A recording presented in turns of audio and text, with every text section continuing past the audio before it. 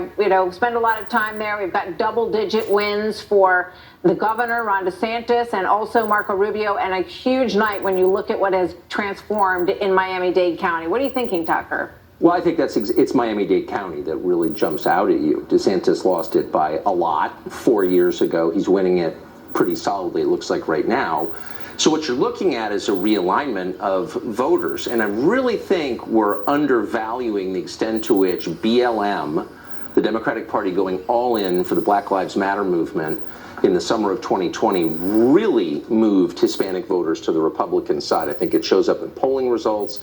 Nobody wants to say it, but it's absolutely a meaningful factor, I would say, in this. But I mean, if tomorrow morning we wake up and these numbers in Miami-Dade and Texas are real, and possibly in Arizona, then I think you're looking at really a different Democratic coalition.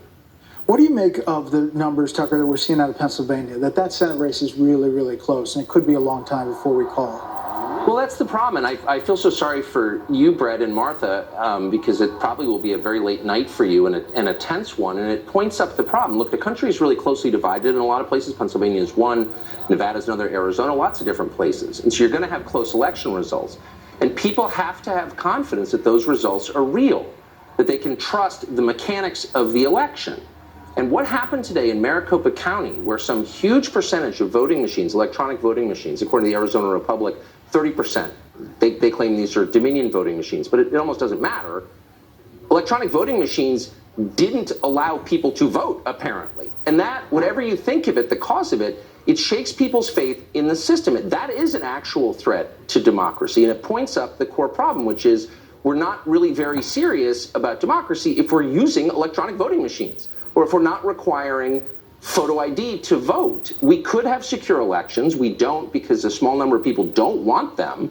But until we do, you're going to have these moments where everybody in the country fears volatility because one side doesn't believe the result is real. And you've seen it on both sides. I mean, you saw yesterday Democrats suggesting that electronic voting machines could be hacked. Democrats, this ran in Politico.